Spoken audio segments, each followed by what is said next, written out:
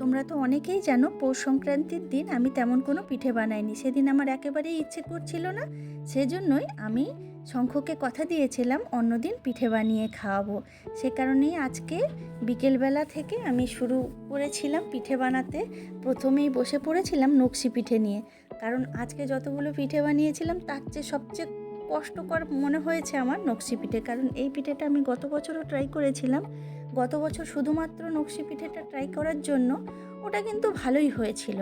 তো এইবারে না এতগুলোর সঙ্গে বলে বা কিছু জানি না, আমার অতটা ভালো লাগেনি নকশাগুলো। যাই হোক, তারপরেও করে নিয়েছি। তারপর বানিয়েছিলাম দই পিঠে। দই পিঠেটা কিন্তু ভালোই হয়েছিল।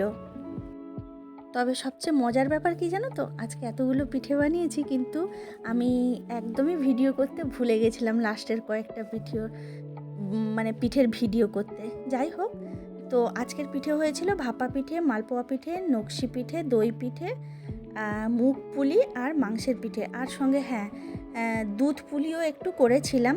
আর কি বলো তো, মুগ পুলিটা অনেকটা করে তেলে ভাজতে সময় লাগছিল বলে আমি একটু তাওয়াতে ভেজে নিয়েছিলাম। যাই হোক, হয়ে গেছে।